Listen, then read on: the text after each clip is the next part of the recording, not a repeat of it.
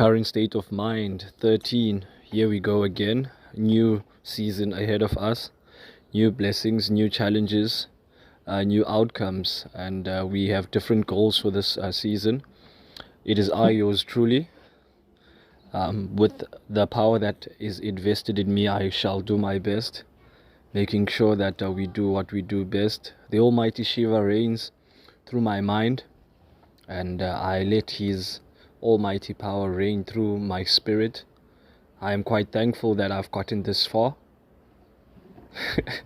Who would have thought season 6? But yeah, man, being proud of yourself, having the ability to look back, and most importantly, being proud of what you created. I'm so proud of the person that I'm becoming. And to many more episodes, listen and enjoy. Thank you once again for tuning in. The jubilance that is on my heart can't be even explained. I can't even fathom it in words, even to begin. I'd like to thank the Almighty Shiva for making this day possible and for continuing to be a beacon of hope, especially in my dreams. We welcome a new season of Motivational Maniac podcast, and this is something very big for me. This is a milestone. We are taking the podcast and we are making it a video podcast as well, and we are heading into uncharted territory. I think that is one of the most exciting and also scaring thing ever. I don't think as human beings we are supposed to settle. I don't think we are supposed to be in one place. And fundamentally, I had to face the harder parts of myself and ask myself, where do I think I would be if I continue to remain complacent?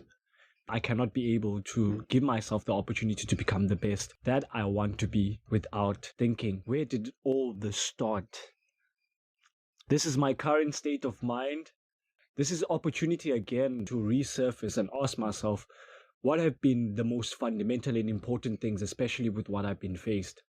It's been one of the hardest journeys. It's been one of the most rewarding ones. There's been pain, there's been pleasure, there's been any kind of emotions that you can imagine. And fundamentally, I have decided that I'm not going to give up.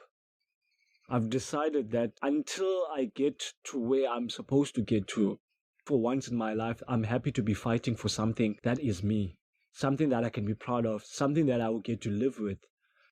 Even if you go through all these trials and tribulations, what matters is what you become out of it.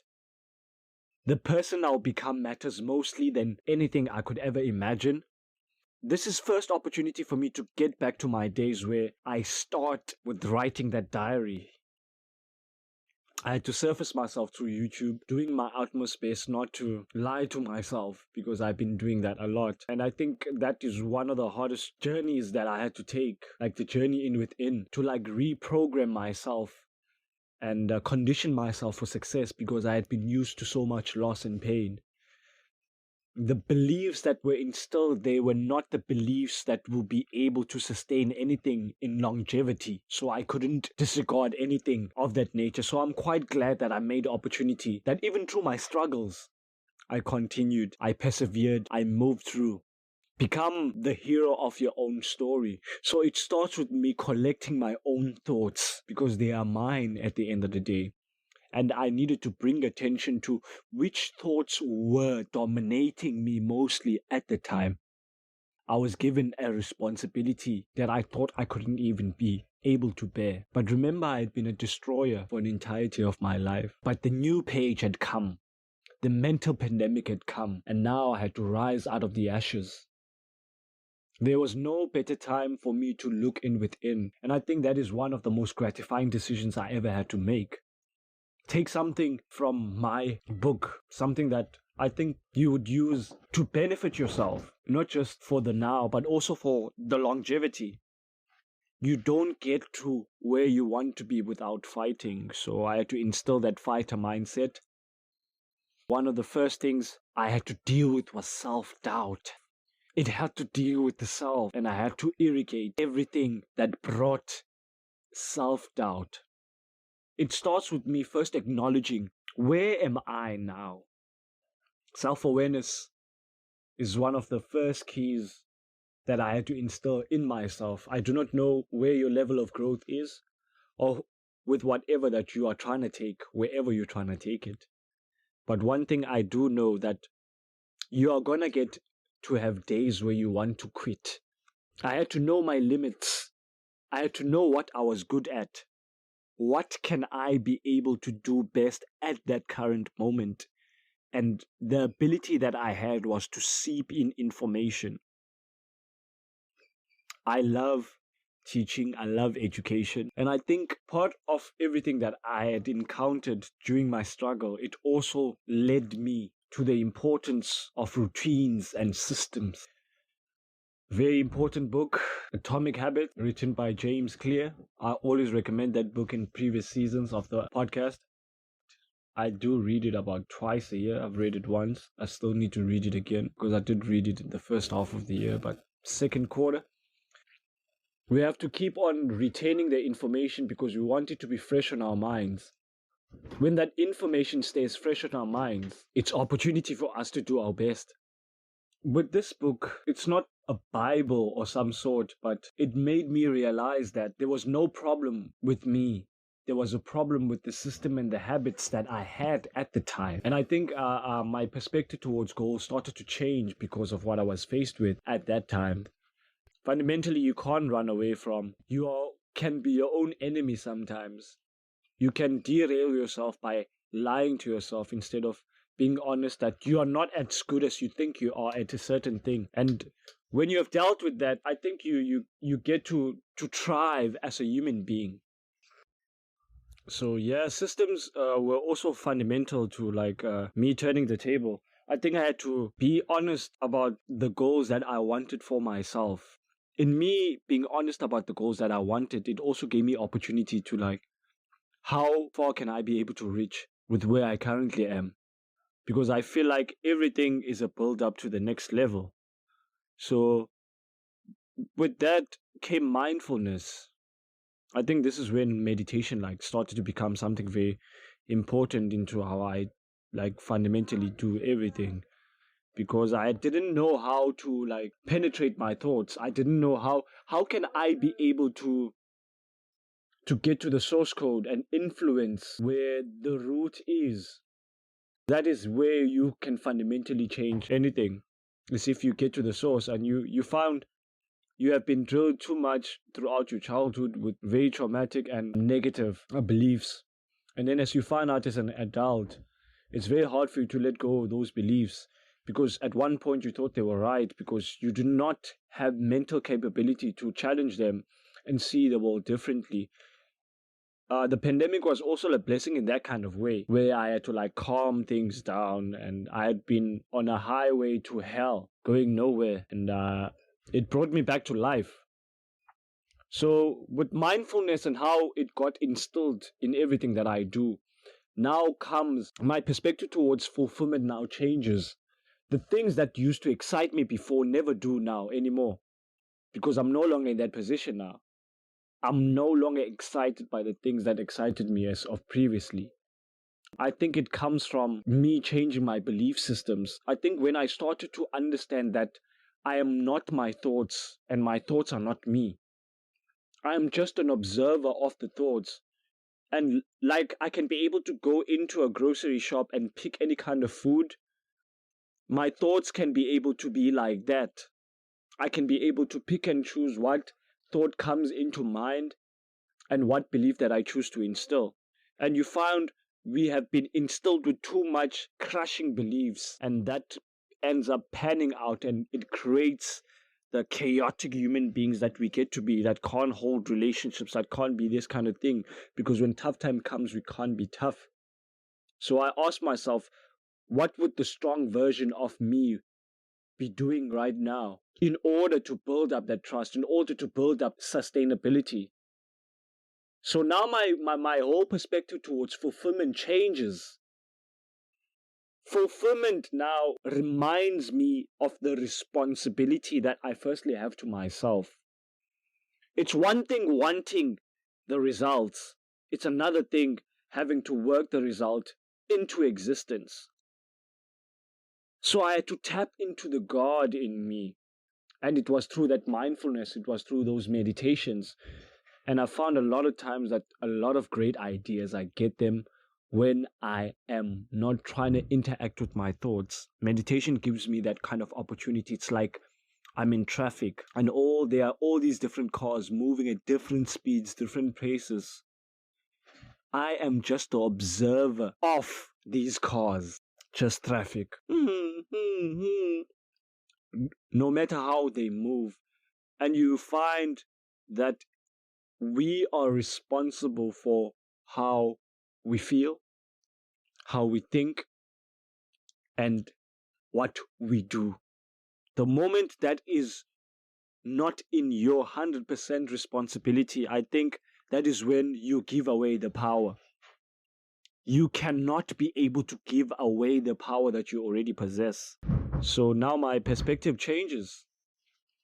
So with the perspective now, it makes me get to the source code of also questioning my value towards what is family? What is the role of family? What are the characteristics of a functional family?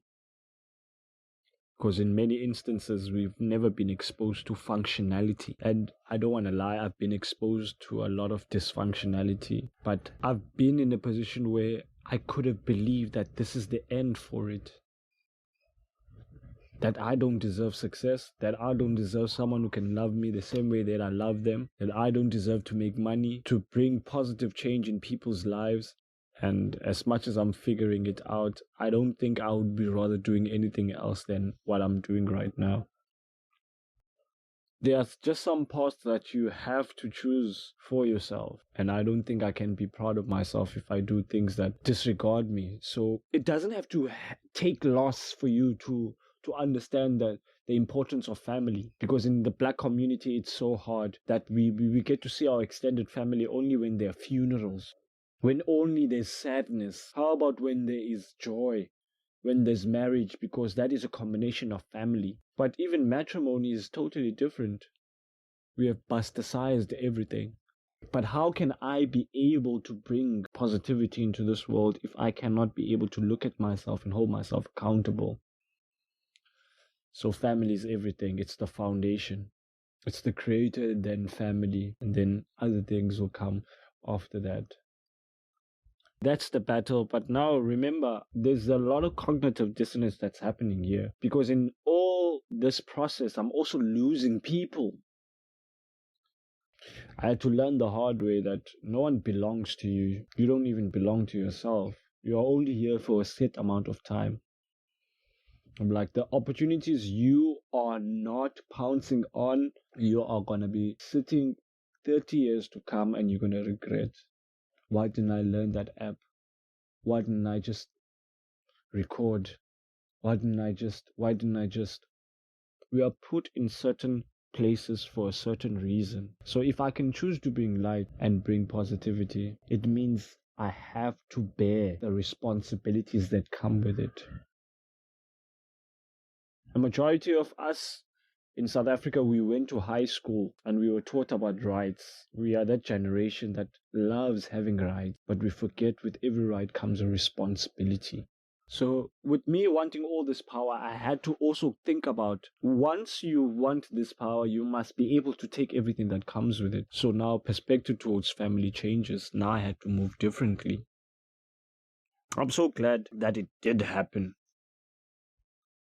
Now I wake up and every day I feel I did not make the wrong decision. I regret nothing. And whatever I had to go through it because I'll learn from it. Taking losses also helps as well. People want to tell you about their wins. I've took a lot of losses, even to a point where sometimes it doesn't become a reality to someone else. Sometimes life can throw us a curveball. We don't know everything. We are not going to be good at everything.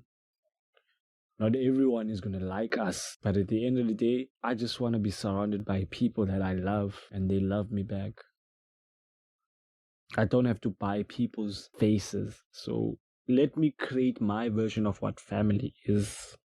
If we do not condone any form of we speak down on one another, we protect one another by any means necessary, and sometimes we have to remind one another, I can't help you if I'm not strong. Nobody owes you nothing. You can't be helped by someone who is not strong, because now it becomes exploitation. People become entitled because of blood, because of relation, because of all these things. And yet when it boils down to it, is it coming from the bottom of your heart?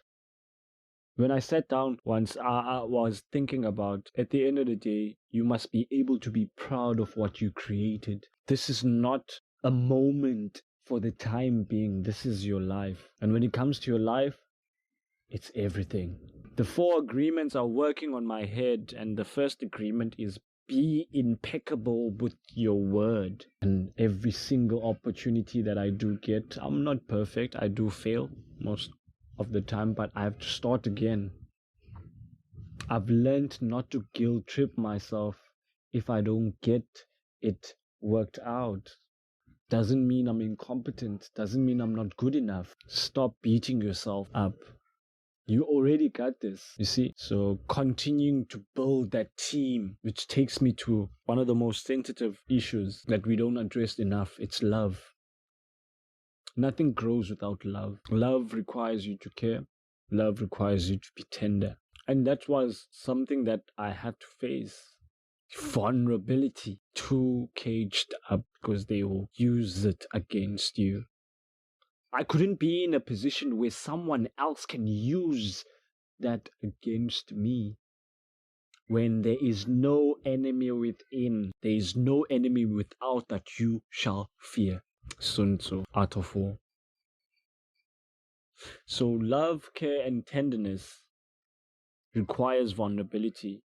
You can't love anyone without being tender. You see, the other thing I had to learn the hard way was that, you see, the brain, it's easy for it to be persuaded, but the heart, it takes a while. It takes a while for the heart to just change. It will need a lot of evidence, a lot of continuous evidence that will continue to sustain, because you cannot like someone and not give sweet emotions to them. When you don't like someone, you're going to be horrible to them. If you like them, you're going to be nice to them. You see? The mind is like that. So that tenderness that I had to fight with, that opportunity that without you breaking these pillars, love, care, and tenderness, you cannot be able to go in within you to the depths that you didn't even know existed. Because the challenge that comes next now is one that I wasn't even mentally ready for. Being a parent is one of the hardest things, but I wouldn't give it up for nothing. There is nothing that I want to give up, especially for where fundamentally I am. It humbled me a lot. It also taught me that life is really not about me. When you have responsibility over this adult, and now as we grow older, we start to understand when our parents said, "Abana mali, banyansela, abana mali nyat," because life is flipping expensive, man. And there's kids, but the battle that came now was, will doubt creep in? Because we started this with self-doubt.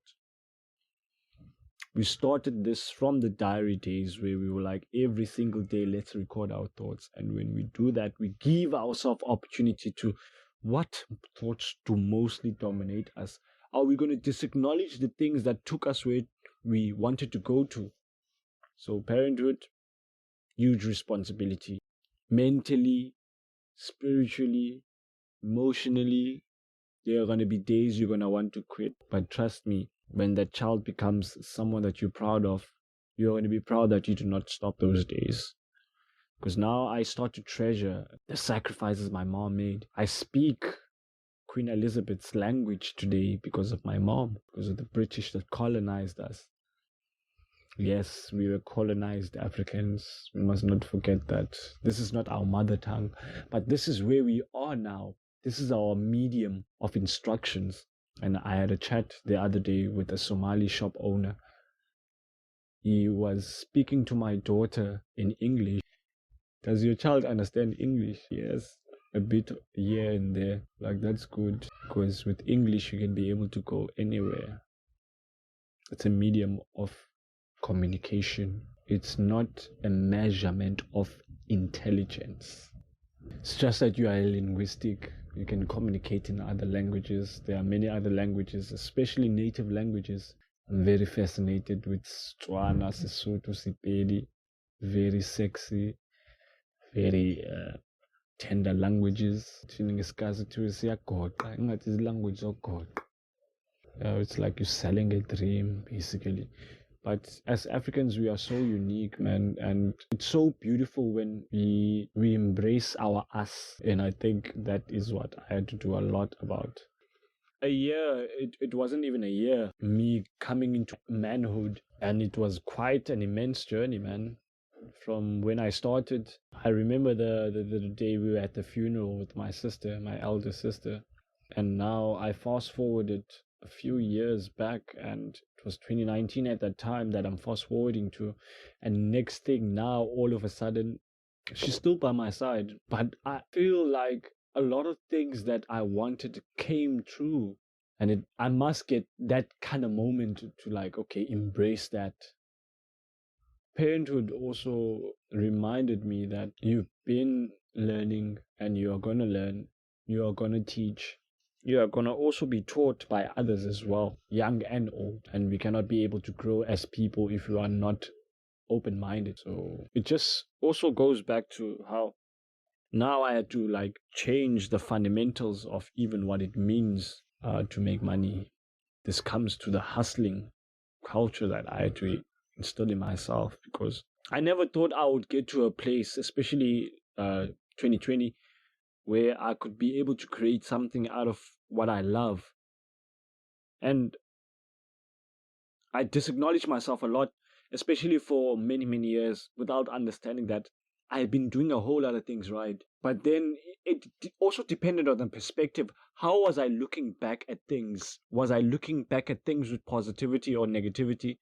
And that would obviously impact the end of the product. So here I was like, every penny matters, because now like my money psyche changes now, and everything that has to do with money now starts to like shift towards a different landscape. So I think it also gave me an opportunity to be open to content creation, I think, because it did get to a point where I had something to my disposal, but I didn't know how to use it. And I think this is partly the time where I started to like figure out Linux, figure out all these apps. And in me doing that, it helps now for me to like map out how will I be able to bring all of these things into life. Because I remember my dream before I even had a job. I wanted to buy myself a console, because as a young boy, I never had any form of a console, but I was so fascinated about them that I learned how to use them, how to game, how to do all of that. I was a geek as well, man. And I think part of what I did at that time also saved me, because the bad influences now couldn't be able to get to me, because my curious mind was seeking out. Hustling had been something very implemental to everything that I had to do. I think the hustling culture and also everything that I had been exposed to at the time had to fine-tune me into kind of like a new person. I had to have a new mindset. First of all, I had to admit that at school, since I had failure in high school, I was not a very numbers person. But I gave myself the benefit of a doubt, and I caught up on a lot of things that actually held me back, and I wasn't as honest as I wanted to be. But luckily, failure has something different to teach you, and it just reminds you that you can't lie to yourself and expect things to go your way. So in many instances, I think I was reminded that the Almighty has a plan for you, and then you have your plans, and sometimes He will ruin your plans so that your plans don't go accordingly. He knows what He has for you. I think part of that, I had to be around the bad friends. I had to lose a lot of valuable people, because some of them I couldn't even get them back. But this is not about them. This is about the hustling intentions that they gave me. And yeah, not being a numbers person and being honest after that year that no more pure maths and all that. I think it was a hard decision, because I had convinced myself so much that I'm good at this, and I wasn't reaping the rewards. Like, I can't keep doing the same thing over and over and again and expecting a different result. I can't give in the same effort and expect things to change. That's insanity. So luckily I didn't have a discipline problem at school. It was only an attendance problem. And I don't think I could be able to be comfortable being in leadership if I don't make those mistakes, because now I ask myself, what would a person who can be held accountable be doing at this moment? What characteristics could that person possess? And in doing that, we forget how the responsibility just lies on ourselves first before it can lie on anybody else. That's the responsibility that had to lie on me. So think about now breaking this entire structure that over this time you thought was the entire structure, but it was not. Going internally and changing those subjects and having to say goodbye to the many things that I thought I was good at was not very easy, because I had a very warped way of seeing money, and it was so detrimental, man. I think this comes from my dad, because my mom was a builder. But I'm not saying she didn't make any mistakes, but at least there was evidence to see where her hard work eventually went to. And you need to be able to see where your hard work is going.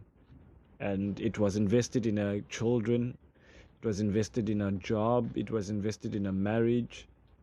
Practically, she reminded me that in this life you have to give your everything in anything that you do, so that in any stance that it breaks away or it falls apart, you will not guilt trip yourself about if I had done things differently, if I just only gave a little.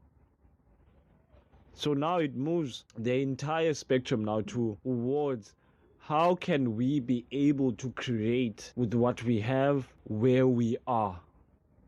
So there's already a foundation there, the curiosity is there, and we keep attending YouTube. And I keep on doing these how-to videos. And I think this is partly one of the reasons why I enjoyed learning. And many of us can be able to be in a position to bash the educational system that exists. It can only do as much.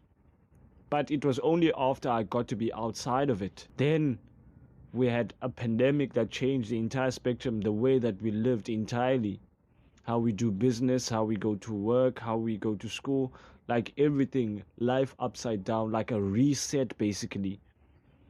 And I think this is a perfect time for the hyperbolic chamber to come into mind, since I'm a huge Dragon Ball Z fan, and to work on what have been the limiting beliefs that I had let sip in throughout this time. Because I thought there was progress, because this is my new page, this is my new opportunity. Now I can be able to adjust myself into this new world, this world that requires the internet. I think there's a lot of growth that happened while there was also a lot of decay. My heart actually really goes out to all the people that couldn't be able to contain themselves during the pandemic and committed suicide, because we lost a lot of people besides them being infected by the virus. I'm thinking about the people whose mentality just broke down because they couldn't be able to take how life now was moving. I see myself still as a soldier because I soldiered on. I could have decided that I'm going to live in denial. And I think it's so dangerous when all your faculties of who you are fail you. And the last thing you can ever resort to is taking the life that you had no say in being given. Human life is so precious, and there are still depths that we haven't even started to excel in as human beings, and yet we even give ourselves the privilege to think we can take life. So I'm with those families, and may those souls continue to rest in peace. It was not easy. It still is not easy. And this is a message to also the parents that are currently out here that are raising millennials specifically, because I'm a millennial myself. I would advise you to listen to your kids. Your kids now live on the internet. Your kids now are building apps. Your kids are very smart now. The most important thing that you can ever do for your kid now is lay a very good support structure for that child, so that that child can be able to make mistakes. but let that child fall forward. Let that child fail forward, importantly. Build an environment where it's okay for that child to fail, to become whatever they want to be, but also bring them back to how realistic things are. Become the parent that your own parent wasn't. Start to give the support that you would have wanted to be given when you were that child's age, because look at the world around you. Technology is improving. Artificial intelligence is another thing. We are building apps on another. People are creating educational content. Can we be able to change your view set towards what we are doing? Because not everyone on the internet is catching on shit. Not everyone is trying to scam you. But you do understand that obviously there are some people who are going to use this technology to their advantage to do devious things. But what happens when you are painting everyone with the same narrative, especially when it comes to content creatives? I was just listening to Gary Vee the other day, and he was talking about how, I think in the 1960s, 1970s, the most famous person was an astronaut. Being an astronaut in the 70s is cool. Is it cool being an astronaut today? That's a totally different story. It changes according to what age are we in now. Anybody has the same opportunity, but not everything is as it seems. Be quite careful of what you dedicate yourself to. Seeing that I came from a background of education, my dad was a teacher, I kind of had to leverage that. I did not go to varsity or any kind of that, so I only ended in grade 12. So that's matric in South Africa, grade 12. But I had to take the education that I want for myself, and YouTube was my beacon for that. This is how I can be able to learn from other human beings like myself.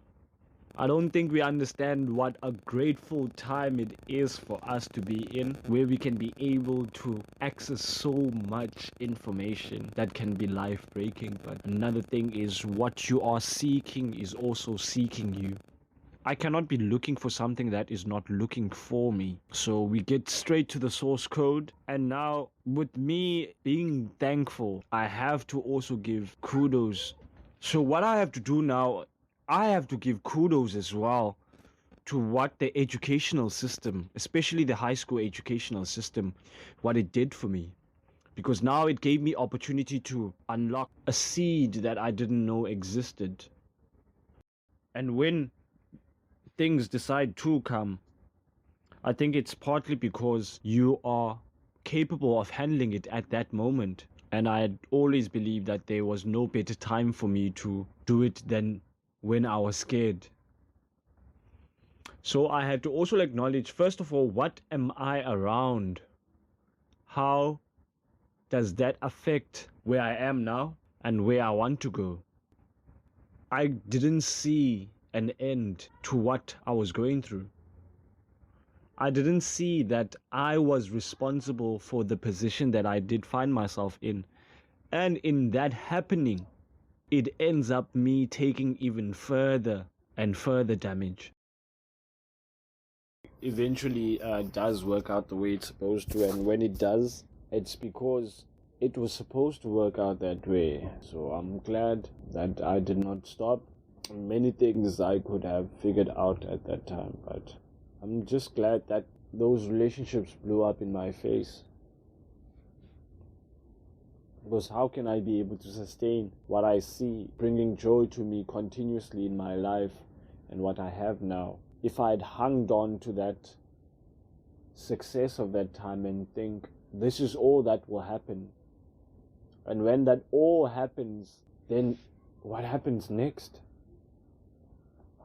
So life is a continuous journey of maintenance, sustenance. So you always have to be, what can I do to get to the next level? What can I do to make this better than what it already is? You have to persevere. You have to maneuver, conspire in a good way, because the other things are not in your control.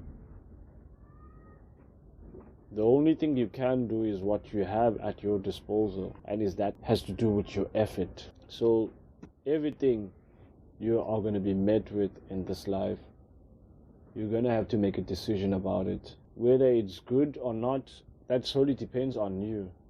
It depends on your perspective and how you view things. And sometimes we just must simplify things, and making simplification the ultimate sophistication. It was like that. Like, I'm at the bottom now, but I want to find myself at the top. But first of all, let me learn where I am. So humbling yourself, especially to the people that broke backs for you, is one of the things that you must venture yourself into. It's not going to stop where you are now. And I've said this, I think, plenty of times, but I need to be a practicer of it. Of words left unsaid, actions that were not executed. Can't be always finding ourselves in a cycle of regret. Let's pounce on that when it's at our disposal. But for them to blow up in my face, I'm quite glad they did. And me always trying to find means to challenge my beliefs as well, because they can only work for me up until a certain point. Now new evidence, when it comes in, I can't disacknowledge it. I have to take it into mind. And with this world constantly changing, there's something to be beautiful that we have to look forward, not just about ourselves, but what we are going to become. It's going to hit differently, man, because you hung on. You have to hang on. And yeah, I was thinking the best years of my life are behind me. This was me in 2015, 2016. And yet I didn't even know the most challenging years were ahead of me. How I planned it out and how it worked out were two totally different things. But yeah, life is like that. When it gives you a curveball, you have to see it for what it is. So it's all part of everything that was supposed to happen. The Creator knows what He's doing. He's placing us in positions where He knows we are going to grow. He knows that you are going to get the hardest battles because you are the hardest soldier. When you are the hardest soldier, you must get the hardest battle. You can be able to take that load. And it must be a conversation you must have a lot with yourself. You can take the load. Because when challenges come, now ask, what is this trying to teach me? What am I supposed to learn here and become better from it? It's those internal things I enjoy mostly. That even when I knew I could do wrong, I chose the other opposite. Choose to do better, and it starts with you. And the inner conversation starts there. Start challenging those beliefs. Because new evidence is going to pop out. And once it does, it's going to be here. You're going to believe it, or you're not going to believe it. It's totally up to you. But it's either it's going to move you or put you in one place, or it will further entrench you down from where you were supposed to not be in the first place. This is an end to yet another beautiful episode of the Motivational Maniac. Thank you for lending your ears and your time. As the host, I'm highly appreciative of those who take time to listen to the episode in full. To our diehard fans, I am also a fan of you, because when you support someone else, you're also supporting yourself. And until next time.